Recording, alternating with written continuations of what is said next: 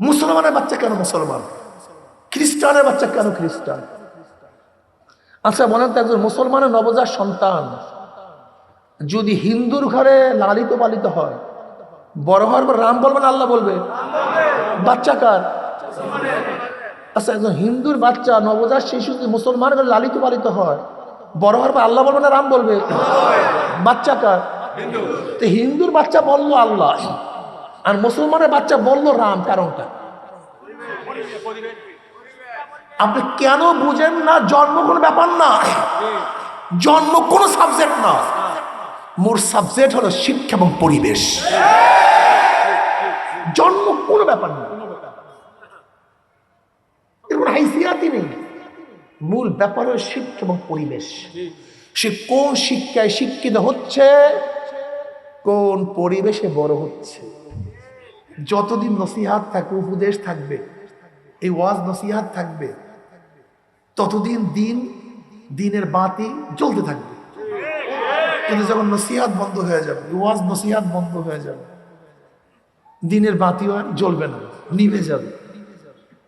এই ওয়াজ নসিহাত হলো দিনের বাতি, কেরোসিন জ্বালানি শুরু, বাতি জ্বলতেছে, জ্বালানি দিবেন, জ্বলতে থাকবে, জ্বালানি নাই, বন্ধ হয়ে যাবে। ঠিক নসিহাত এটা জ্বালানি শুরু। এই নসিহাতের মাধ্যমে তিন ধরনের মানুষের তিন ধরনের ফায়দা হয়। যারা জানি না, নসিহাতের মাধ্যমে তারা জানতে পারে।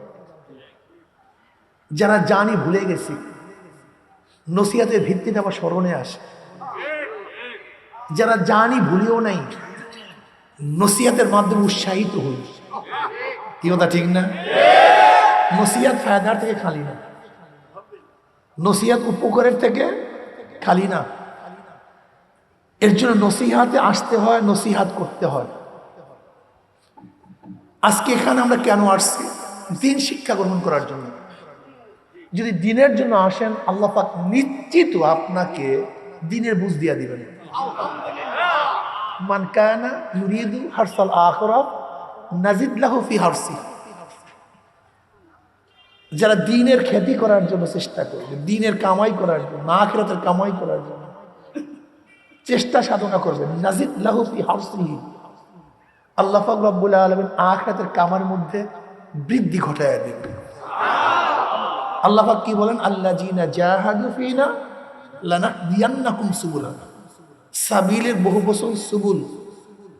যারা আমার পথে আমাকে পাওয়ার জন্য সাধনা করবে, চেষ্টা করবে, আমাকে পাওয়ার একটা পথ নয়, আল্লাহ পাক বহুত পথ খুলে দেবেন। ইমাম গাজালি রাহমাতুল্লাহ আলাইহি বলেন, আল্লাহর মধ্যে, বন্দার মধ্যে 70,000 পর্দা। কত হাজার পর্দা? আল্লাহর মধ্যে আর বন্দার মধ্যে 70,000 পর্দার ব্যবধান। এক একটা পর্দা অতিক্রম করতে কত সময় লাগবে? 500 বছর। হায়াত থাকবেন কয়দিন? বাঁচবেন কতদিন? ইবাদত করবেন কতক্ষণ? 500 বছর সময় লাগবে একটা পর্দা ভেদ করতে। আবার ইমাম গাজালি রাহমাতুল্লাহ আলাইহি বলেন, আল্লাহ পাক যার প্রতি মেহেরবান হন, দয়া করেন, যাকে আল্লাহ পাক কাছে ডাকতে চান, 1 সেকেন্ডের মধ্যে সমস্ত পর্দা ভেদ করে দেওয়া যায়। দেখেন, বুঝেন, বোঝার চেষ্টা করুন। বাচ্চার ক্ষুধা লাগছে, বাচ্চা কি করতেছে? কাঁদতেছে, হাত পাও নাড়াইতেছে, ক্ষুধা। আচ্ছা বলুন তো, মা যদি তাকে দুধ না দেয়, তাহলে বাচ্চার কি দুধ পান করার কোনো শক্তি আছে? শক্তি আছে? বাচ্চা ইচ্ছা করলেই মায়ের দুধ পান করতে পারে না, কিন্তু তার প্রয়োজন ব্যক্ত করতে পারে। যদি হাসি তামাশা দিয়ে প্রয়োজন ব্যক্ত করে, তাহলে মায়ের মনের মধ্যে আঘাত লাগে না।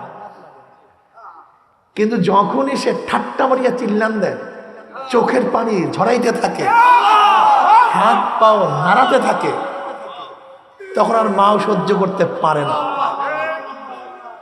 বুঝাতে পারি না। আল্লাহ যদি ইচ্ছা করিয়া কাউকে ধরে না দেয়, খালেক, হাকিম, রহমান, রহিম, আকবর, আলা কুল্লি শাই। তিনি হুয়াল আউয়াল ওয়াল আখির ওয়াল যাহির ওয়াল বাতিন ওয়া হুয়া আলা কুল্লি শাইইন কাদির, হুয়াল মালিক, আহকামুল হাকিমিন, কুলিল্লাহুম্মা মালিকাল মুলক। তোমার মতো আমার মতো এই 3.5 হাত মানুষ নাপাক বুঝাই, পেটের মধ্যে সবই নাপাক। আমরা তো আসলে মোহাব্বত করি নাপাক, সব গান্দা জিনিসকে মোহাব্বত করি। এক ব্যক্তি এক মহিলাকে বলতেছে, এক মেয়েকে বলতেছে, আমি তোমার আশিক। খুব সুন্দরী, সত্যি আকর্ষণীয় এক মহিলা। যুবক কি বলতেছে, আমি তোমার আশিক। সত্যিকার তুমি আমার আশিক? হ্যাঁ আমি তোমার আশিক। সত্যিকার তুমি আমার আশিক? হ্যাঁ আমি তোমার আশিক। এবার মহিলা বলছে, ঠিক আছে দেখি তুমি আমার আশিক না কিসের আশিক। মহিলা রাত্রে জোলাফের ঔষধ খেয়েছে। জোলাফ, জোলাফ বুঝেন তো, ডায়রিয়ার ঔষধ। ডায়রিয়ার ঔষধ খাইলে, ডায়রিয়া রোগী দেখছেন আপনারা? অনেকে দেখেন নাই। চক্ষু গর্তের মধ্যে চলে যায়, গাল ভেঙে যায়, চেহারার দিকে তাকানো যায় না, মারাত্মক ভয় লাগে। তা ওই যুবতী সুন্দরী রাত্রে জোলাফের ঔষধ খেয়েছে। খাওয়ার পরে মলমূত্র বাহিরে ত্যাগ করে নেই, একটা পাত্রের মধ্যে রাখছে সারা রাত্র। সারা রাত্র বাথরুমে যেতে যেতে চেহারা নেই, চক্ষু গর্তের মধ্যে চলে গেছে, ঠোঁটগুলি শুকিয়ে গেছে, চেহারা লাবণ্যতা নষ্ট হয়ে গেছে, সেই আকর্ষণ আর বাকি নেই। মনে হয় যেন মরার দ্বার প্রান্তে চলে আসছে। এবার যুবককে ডাকতে, আসো তুমি কি আমাকে মহব্বত করো? এখন চেহারার দিকে তাকায় দেখলে মর মৃত্যু বলি, এটার মহব্বত করে লাভটা কি? একটু পরি তো দুনিয়াতে বিদায় হবে। না না তোমার বোঝা বহন কর না, তোমাকে আমি মহব্বত করি এমনি বলেছিলাম। না তুমি এমনি বলো না, আসলে তুমি আমার আশিক না, তুমি আমার চেহারার আশিক ছিল। আর আমার চেহারার সৌন্দর্যতা ছিল যতক্ষণ পায়খানা আমার মধ্যে ছিল, ততক্ষণ আমার চেহারা সৌন্দর্যতা ছিল। যখন আমার থেকে পায়খানা নির্গত হয়ে গেছে, বের হয়ে গেছে, এখন আমার চেহারা সৌন্দর্যতা নাই। আসলে তোমার আশিক আমার না, তুমি যেই জিনিস আশিক, ওই দেখো চোখের তলে সেই জিনিস আছে, সেইটি তুমি নিয়ে যাও। দেখেন আব্দুল ইবনে আজিজ রহমতুল্লাহ আলাইহি, ওমর বিন আব্দুল আজিজ রহমতুল্লাহ আলাইহি, তিনি বলেন, হে গোটা দুনিয়ার মানুষ, তোমরা যাকে যতই মোহাব্বত করো না কেন, সে মারা যাওয়ার 3 দিন পরে তুমি তার দিকে তাকাতে পারবে না। আপনি যে স্ত্রীকে অনেক মোহাব্বত করেন, বলেন তো মারা যাওয়ার 3 দিন পরে চেহারার অবস্থা কি হবে? হ্যাঁ খেয়াল করে দেখেন তো, বিমর্ষ, শরীর ফুলে গেছে, পচা গন্ধ, ফাটিয়া পুষ পড়তেছে।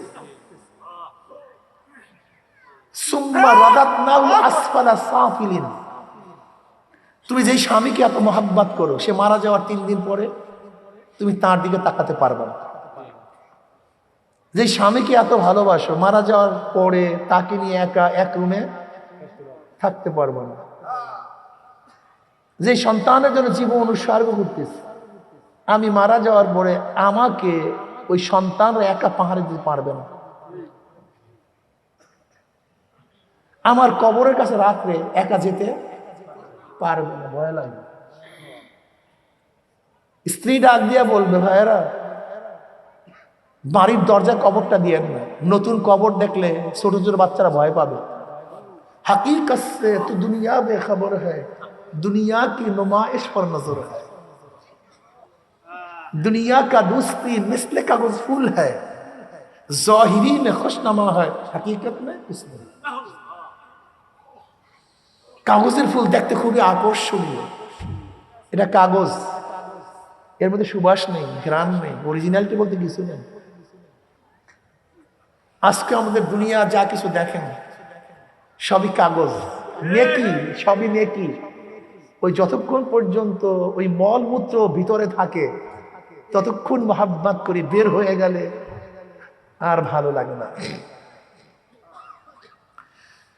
আসলে দুনিয়া তো মহাব্বতের জায়গা না, এখানে কেউ কাউকে মহাব্বত করেও না, সবই স্বার্থ পাগল।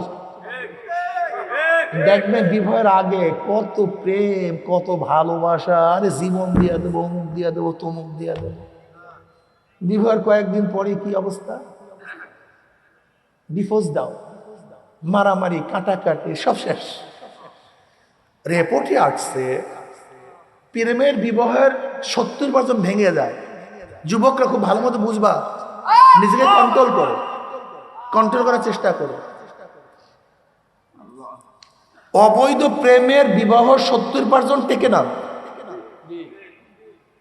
যে 30% এর মধ্যে 25% এর অবস্থা খুবই খারাপ। ওই স্ত্রী থাকে না, জল্লাদ হয়। কারণটা কি কত জল্লাদ হয় কেন? এর যুক্তিটা কি? হ্যাঁ, মারাত্মক যুক্তি আছে, জল্লাদ হওয়ারই কথা। দেখো, বিবাহের আগে যে অবৈধ প্রেমটা ছিল, তখন ছেলে ছিল মেয়ের পাগল।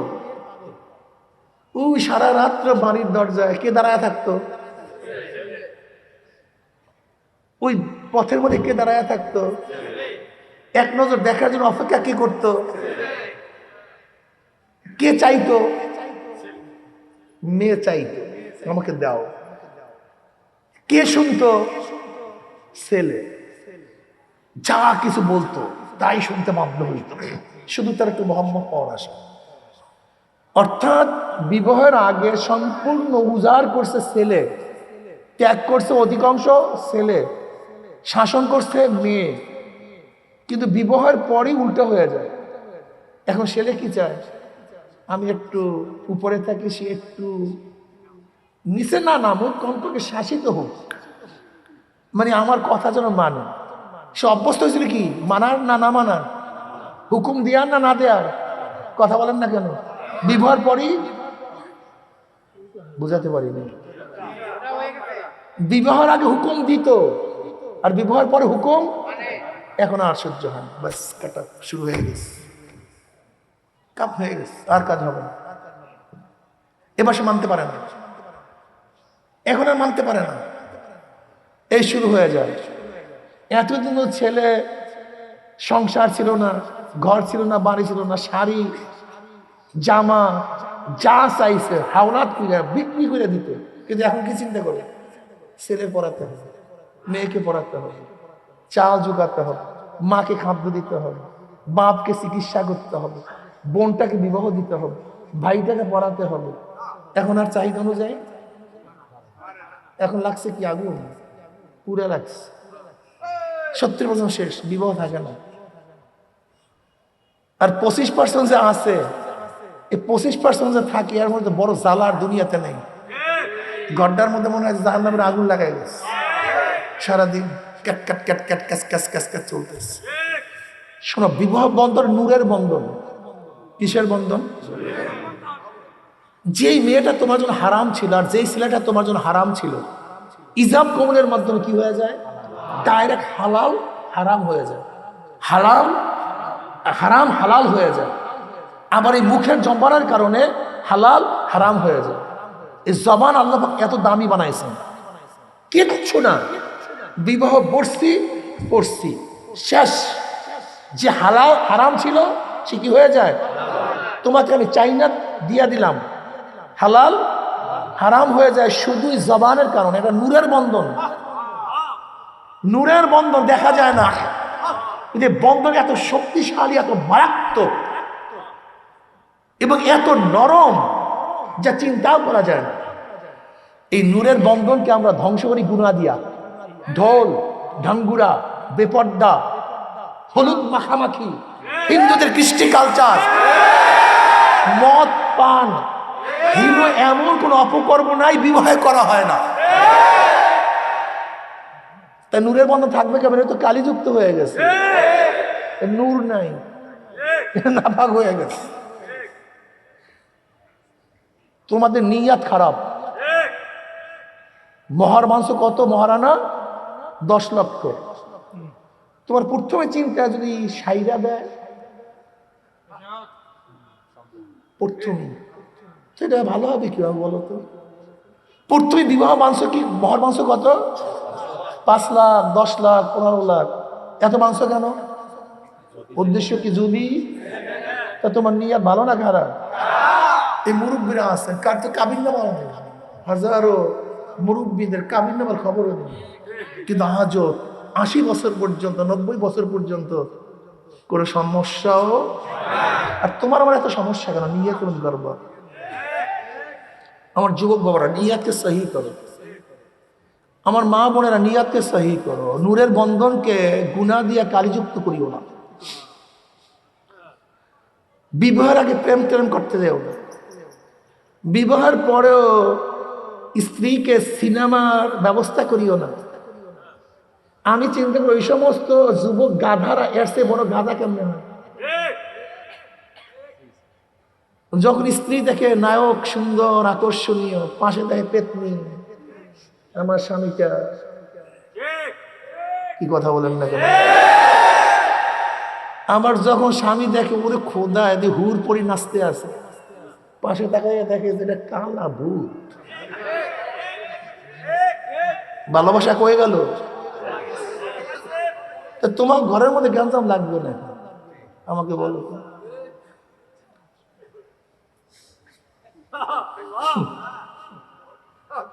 আর আমার বাবার দাদিকে 1 পাল্লায় টাকা, 1 পাল্লায় দাদিকে ওজন করে আনছে। এরকম আগের জমানায় ছিল এরকম, মেয়েদেরকে এত গুরুত্ব। কিন্তু আমার বাবার দাদি এত কালা ছিল, মনে হয় যেন জঙ্গলে থাকলে তাকে মশায় কামড়াইত। এত কালা, বাবা সেই কালা হয়েছে, চাচাও সেই বংশের। কিন্তু 1 পাল্লায় টাকা, 1 পাল্লায় আমার বাবার দাদিকে ওজন করে আনছে। কোনোদিন তাদের বিচ্ছেদ হয়নি, ভালোবাসার কমতি হয়। আর আমরা এখন চামড়া দেখিয়া বিয়া করি। চামড়া বিয়াও করি নাই, ওই যে ভিতরে কি যে ছিল মনে নেই,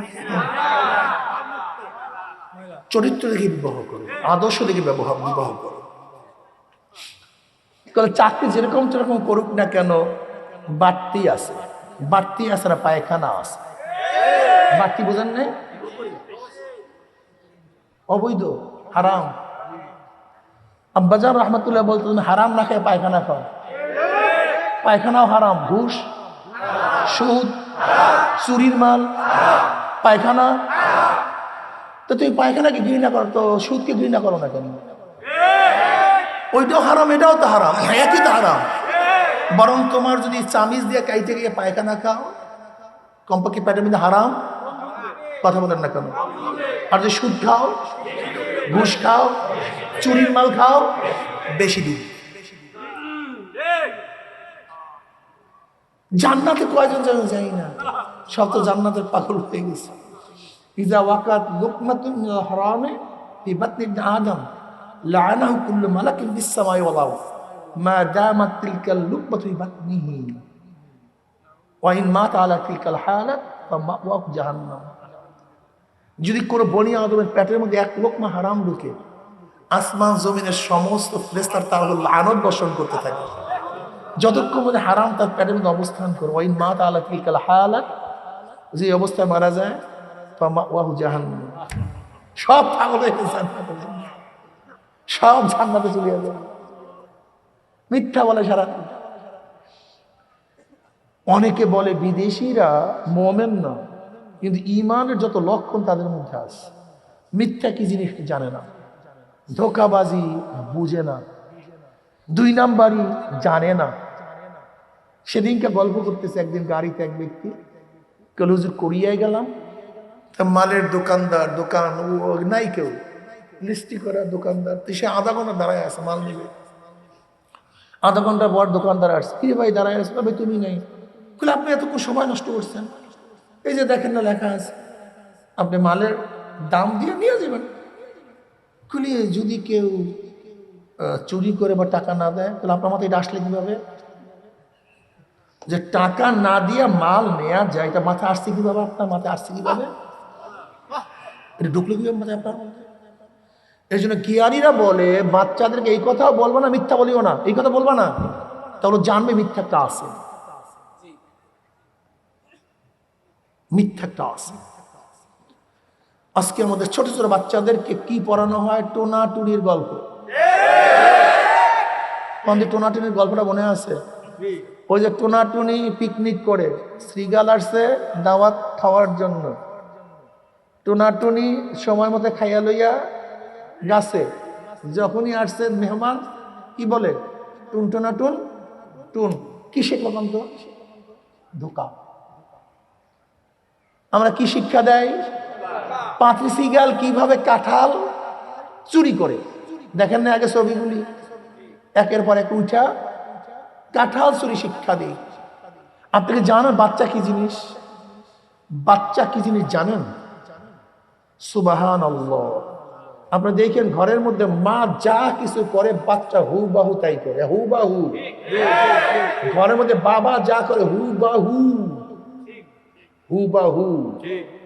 আমার মেয়ে বলতেছে, আব্বু আমি আশ্চর্য হয়ে যাই, আমি যেইভাবে নড়াচড়া, আপনারা কেন বুঝতেছেন না? নারায়ণগঞ্জের মানুষ যেইভাবে কথা বলেন বাচ্চারা সেইভাবে, বরিশালের মানুষ যেইভাবে কথা বলে সেই সুরে, চিটাগাংয়ের মানুষ যেই সুরে কথা বলে বাচ্চারা, আপনি বুঝেন না কেন? একটা বাচ্চা আপনার কখন অনুকরণ করতেছে যে আপনার স্বর, আওয়াজ, প্রত্যেকটা শব্দ অনুকরণ হুবাহু। তার কাজগুলি কি অনুকরণ করে না? ওই বাচ্চা যদি দেখে বাপ মা খালি ঝগড়াই করে, তোর শেখছি। যদি দেখে বাপ মা চুরি করে, ডাকাতি করে, গুন্ডামি করে, নামাজ পড়ে না, রোজা করে না, জ্ঞানজাম করে, গুনার কাজ করে, তখন বাচ্চা শেখে কি? আরে মিয়া আপনি কি বোঝেন? ইকরা বিসমি রাব্বিকাল্লাযী খালাক। মুসলমানের বাচ্চা কেন মুসলমান? খ্রিস্টানের বাচ্চা কেন খ্রিস্টান? আচ্ছা বলেন তো, একজন মুসলমানের নবজাত সন্তান যদি হিন্দুর ঘরে লালিত পালিত হয়, বড় হওয়ার পর রাম বলবে না আল্লাহ বলবে? বাচ্চা কার? আচ্ছা একজন হিন্দুর বাচ্চা নবজাত শিশু যদি মুসলমানের ঘরে লালিত পালিত হয়, বড় হওয়ার পর আল্লাহ বলবে না রাম বলবে? বাচ্চা কার? তো হিন্দুর বাচ্চা বললো আল্লাহ, আর মুসলমানের বাচ্চা বললো রাম, কারণটা? আপনি কেন বুঝেন না? জন্ম কোনো ব্যাপার না, জন্ম কোনো সাবজেক্ট না, মোর সাবজেক্ট হলো শিক্ষা এবং পরিবেশ।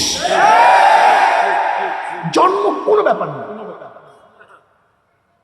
এর কোনো হাইসিয়াতই নেই। মূল ব্যাপার হলো শিক্ষা এবং পরিবেশ। সে কোন শিক্ষায় শিক্ষিত হচ্ছে, কোন পরিবেশে বড় হচ্ছে। এই জন্য আমার যুবক বাবাদেরকে বলবো, মুরব্বীদেরকে বলবো, সন্তানদের প্রতি সতর্ক হয়ে যান। ইকরা বিসমি রাব্বিকাল্লাযী খালাক, খালাকাল ইনসানা মিন আলাক। প্রথমে সূচনা করতে হবে দ্বীন শিক্ষার মাধ্যমে। ইকরা, পড়ো। আমার নবীকে প্রথমেই আল্লাহ পাক কি বলছেন? পড়ো, পড়ো, পড়ো, পড়ো। পড়া ছাড়া মুসলমান হওয়া যায় না। আজকে হাজারো যুবক সন্তান আছে, এখানে আছে, পরীক্ষা নিলে ওরা পাশ করবে। কি পরীক্ষায়? কতজন ক্রিকেট খেলোয়াড়ের নাম বলতে পারো? ধাম ধাম বলতে থাকবে। যদি বলি কতজন ফুটবল খেলোয়াড়ের নাম বলতে পারো? ধাম ধাম। কতজন চরিত্রহীন নায়কের কথা বলতে পারো? ধাম ধাম। কতগুলি চরিত্রহীনা নায়িকার কথা বলতে পারো? ধাম ধাম বলবে। যদি বলি আমার নবীর স্ত্রী আম্মাজানদের নাম বলো তো, পারি না। 10 জন নবীর নাম বলো তো, হুজুর জানি না। নবী আলী সালাতু ওয়াস সালাম কন্যাদের নাম বলো তো, হুজুর জানি না। আমার নবী আলী সালাতু ওয়াস সালামের সন্তানের নাম বলো তো, জানি না। এমনকি 4 জন খোলাফায়ে রাশিদিন নাম বলো, জানি না। এলেম একটা আলো। এলেম কি? আল ইলমু নূরুন। এলেম একটা আলো। আলো পথ দেখায়। আলো কি দেখায়? যার কাছে আলো আছে সে পথ দেখে, যার কাছে আলো নাই সে গর্তে পড়ে। এর জন্য তোমার কাছে আমার কাছে আলো নাই, এর জন্য বেঈমানরা কানে ধরিয়া খালি, কি কথা ঠিক না? পড়াশোনা ছাড়া মুসলমান হওয়া যায়? এর জন্য ইমাম গাজালি রাহমাতুল্লাহ আলাইহি ইনসানু হালকা ইল্লাল আলিমুন ওয়া কুল্লু আলিমুন হালকা ইল্লাল আমিলুন ওয়া কুল্লু আমিলুন হালকা ইল্লাল মুখলিসুন ওয়াল মুখলিসুনা ফি খাতারিন আযীম। সমস্ত মানুষ জাহান্নামে চলে যাবে, একজন মানুষও জান্নাতে যেতে পারবে না একমাত্র আলেম ব্যতীত। আলেম ব্যতীত কেউ জান্নাতে যেতে, এটা দাওরা পাস উদ্দেশ্য না, কামিল পাস উদ্দেশ্য না। যেই আমল ফরজ তার এলেম অর্জন করাও ফরজ, আমল ওয়াজিব তার এলেম অর্জন করাও। উযু ফরজ কি ফরজ না? আপনি উযুর মাসালা জানলেন না, আদায় করবেন কেমন উযু? গোসল ফরজ কি ফরজ না? গোসলের মাসালা জানেন না, গোসল করবেন কিভাবে? নামাজ, কিন্তু আপনি নামাজের মাসালা জানেন, নামাজ পড়বেন কিভাবে? এর জন্য এলেম ছাড়া কেউ জান্নাতে যেতে পারবে না। আপনি জানেন না, ইবাদত করবেন কিভাবে? আপনি জানছেন কিন্তু আমল করেন নাই। উযুর মাসালা জানছেন কিন্তু উযুর এই এলেম দ্বারা জান্নাতে যাওয়া যাবে না যতক্ষণ পর্যন্ত আমল না করবে। এলেম অনুযায়ী কথা বলেন না। নামাজের মাসালা জানছেন কিন্তু নামাজ পড়লেন না, এই জানার মাধ্যমে যাওয়া যাবে? এর জন্য কোন আলেমও জান্নাতে যেতে পারবে না একমাত্র আমলকারী ব্যতীত। আমলকারী ব্যতীত কেউ জান্নাতে যেতে, সমস্ত আমলকারী জাহান্নামে চলে যাবে। কোন আমলকারী, কোন নামাজি, কোন রোজাদার, কোন হজ করনেওয়ালা, কোন যাকাত দেনেওয়ালা, কোন সুন্নাত পালন করনেওয়ালা জান্নাতে যেতে পারবে না। ইল্লাল মুখলিসুন, একমাত্র মুখলিস, একমাত্র খালেস। কার জন্য? এই যে ওয়াজ করবো কার জন্য? নামাজ পড়বো কার জন্য? রোজা রাখবো, সুন্নাত অনুযায়ী চলবো। এক সাহাবী, বাচ্চারা পাও